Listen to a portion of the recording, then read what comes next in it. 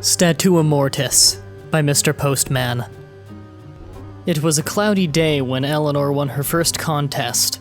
However, the cheery mood in Vandenturf Town wasn't affected in the slightest by the weather, as Elena and her Kirlina, Kimmy, made their perfect performance, combining magical leaf and dazzling gleam to create a rainbow-like spiral explosion of remarkable beauty. Dwight, her best friend, couldn't help but notice the synchronization Elena and Kimmy had, which he was most impressed about, not to mention her beautiful jade green eyes and her long red hair and the cutest dimples he'd ever seen. He could never admit it, but he was mad for her. Upon their arrival at home in Petalburg City, Elena was greeted with flowers and all sorts of food from her family and friends. "See, Kimmy?" said Elena. "I knew we could do it. We've finally gotten a ribbon." Nothing could possibly have ruined her day, or so she believed, at least. Not long after all the commotion, Elena was ready to sleep off her exhaustion from all the training and competing and relax for a couple of days. A deserved rest after the great victory. All was well until the night came. Elena's scream could be heard over at the next room as she awoke from what could have been the worst nightmare ever. A body, hanging from a series of threads, was speaking in what she perceived as Latin, which she couldn't understand. Before she could go back from where she came, the bloody puppet fell to the ground and whimpered as it crawled towards Elena. Just before it could reach her, she managed to scream herself awake. Dwight, who had slept over at her house after the celebration, was the first to get to her room, to which he knew the way perfectly, even in the pitch-black corridors of her house. Luckily, he had his Umbreon with him, which helped him even more to find the door to her room by using it as a flashlight. When he got to Eleanor, she was soaking wet from sweating as a result of the physical and mental struggle she had went through to wake up, and was apparently bleeding from her arm. Unsure what had happened, and preoccupied with calming her, he ignored the bleeding until the morning, which was when she was finally able to shake off her agitation. When she finally went back to sleep, it was already dawn, and he was able to see the perfect complexion of her skin, the freckles in just the right amount, the long, naturally curved eyelashes. She was almost angelic. After a few minutes of contemplating the love of his life, Dwight remembered the bleeding and checked her arm to see the source. Intelligent as he was, a historical researcher and linguist, he was very knowledgeable, even in medical sciences. What he saw, however, was beyond his understanding. 3 clean cuts on the forearm that resembled the letter S. He dismissed suicide attempt as quickly as he thought of it, since these weren't even deep enough to cause serious damage, and Elena had no apparent reason to try such a thing. He thought it was best to discuss everything after she woke up and ended up taking a nap as well. Elena and Dwight woke up together, still trying to get over how awkward it was that she slept in his arms, seeing as they were friends. Elena told Dwight about her dream in detail. She hadn't forgotten one single moment of it. As soon as she remembered the Latin part, he dismissed it as something impossible, since dreams are a part of one's subconscious. There can't be anything in it that she isn't familiar with. Unless... "Are you sure it was Latin?" Dwight asked, worried. "Or could it have just been gibberish?" "I'm sure it was Latin," said Elena.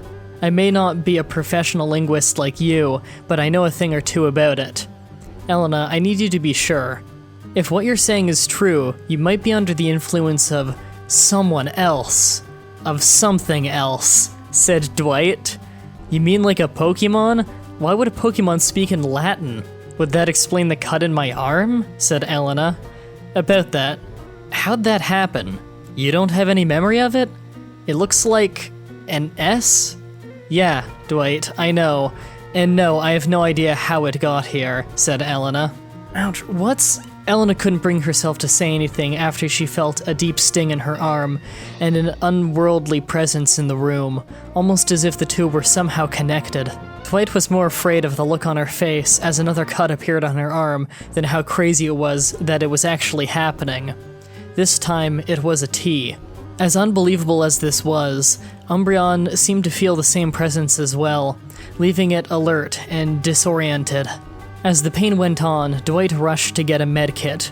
The cuts now spelled Statu, and there was nothing Dwight could do but command Kimmy to use its telepathy to find out what was going on and stop it. After nearly fainting, the Kirlia was finally able to reveal what Elena and Dwight could only assume was a Pokémon, hidden in the shadows. Realizing it had been seen, it vanished before anyone could identify it. "Did you see?" "Yeah, I saw it," said Dwight as he tended to the bleeding arm. What now spelled Statua startled him, as it was in fact Latin, the word for puppet. "What is that?" said Elena, seeing the dreadful look on her friend's face. "What's the matter?" After a few moments of shock, he's able to finally say, "Your arm, it says puppet in Latin. Your dream, there wasn't a puppet?" "Yeah, and it was extremely creepy. Who could be doing this to me? And why?" said Elena, disoriented but still oddly curious. Dwight patched up Elena's arm with his medkit and decided to go on the intranet, expecting to find something that could explain what was going on. After a couple of hours of intense research, it was clear to Dwight that he wasn't going to get anything useful from the computer.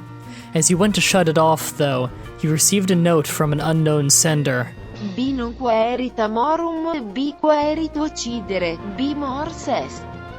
The text, in Latin, meant B does not seek love, B means to kill, B is death. What could it all mean? It was quite clear to Dwight who this was from, but that didn't make it any less terrifying and mysterious. And then it came to him. Statua Mortis, puppet of death. A puppet that does not seek love, but only to kill. It is death. This was not just any ghost-type Pokémon, it had to be a Banette.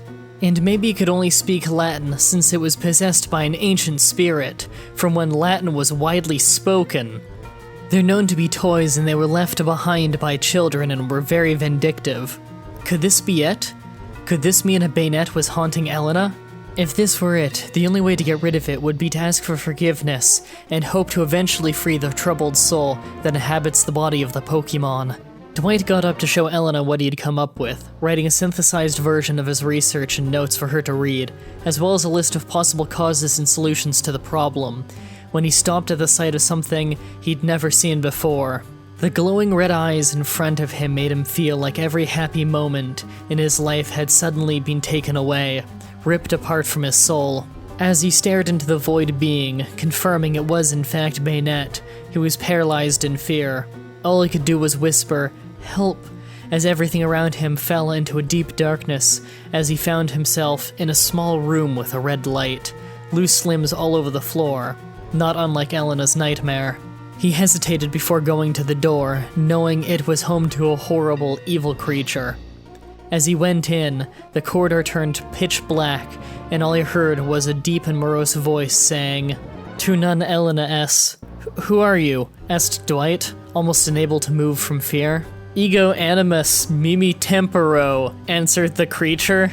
Realizing whatever and whoever this was really wanted Elena, he bellowed, "You cannot have her, not Elena." He then heard a shriek followed by a laugh that filled the darkness, triggering numerous other laughs and revealing the presence of hundreds of wandering souls craving his life. All he could do was sit down and cry. There was no fighting the spirits. When he was about to lose hope, he hears Elena's voice calling his name, asking him to wake up.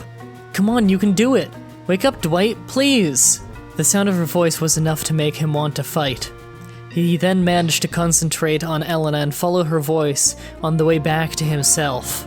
When he came to, the vision of Elena's smile was enough of a reward for having fought, and it reminded him of the happiness and the light in his life. There was, however, no time for all that now.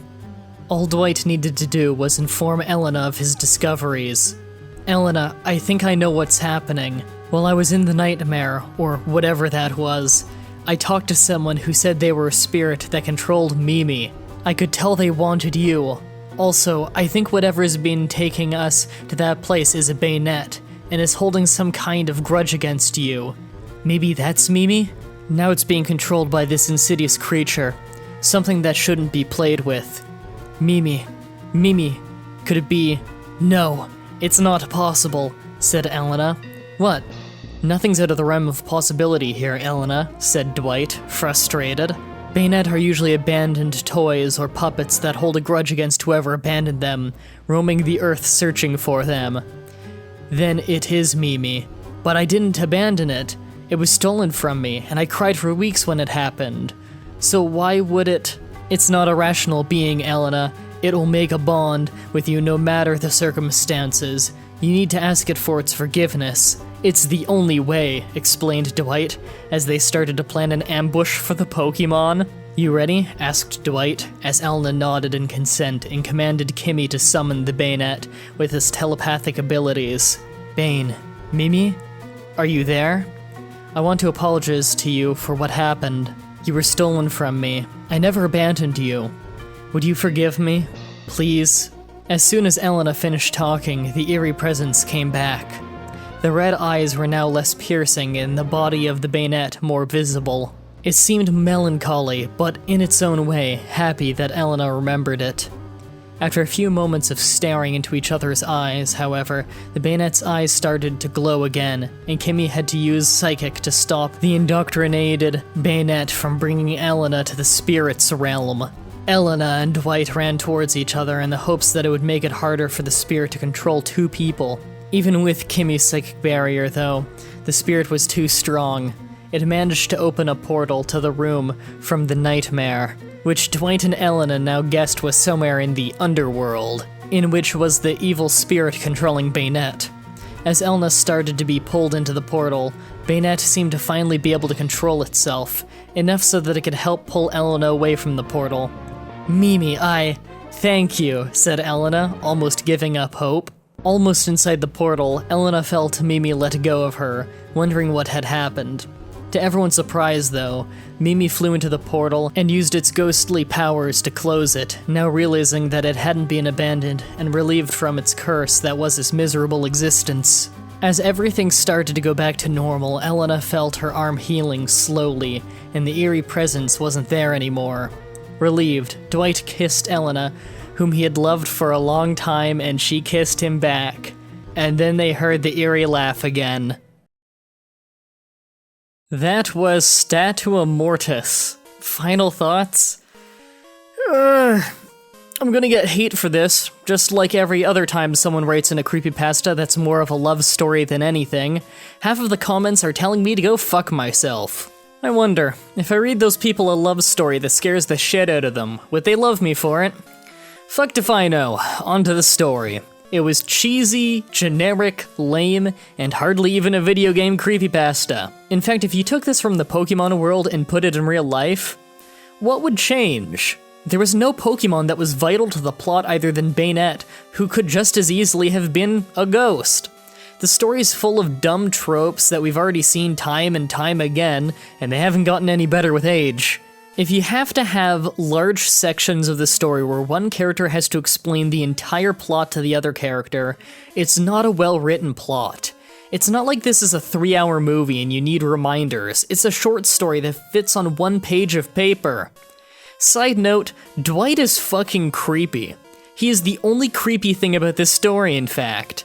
This isn't how stable human beings act, and before someone pauses and comments, who doesn't know me, trying to judge me and say that I've clearly just never been in love, I'm engaged in getting married. Humans do not act this way.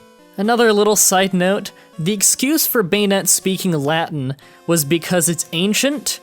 Well, I wasn't aware that they spoke Latin in ancient Japan! But whatever. I guess I have to deal with yet another video where I get told off at least once a day, every single day, for the rest of time, just like on stories like Jessica, because I read every single comment. At least I was honest. That's it for this creepypasta. Tune in again next Saturday when we tackle yet another video game creepypasta. If you want to write your own story, help peer edit a story, or even just read the stories early, check out the description where you'll find a link to the creepypasta section of my forum. You'll also find a link to the playlist of every creepypasta reading I've done. If you're interested in keeping up with me on my blog posts, join the Facebook fan page linked below, and if you want to support me and what I do, check out the Patreon page in the description. Remember that if you want your story to be read on the show, you must stay active on the post on the forum, as well as read the forum rules. Thank you all for watching, and until next time, sweet dreams. When he came to, the vision of Elena's smile was enough of a reward for him to... Oh my god, fucking hell, this guy.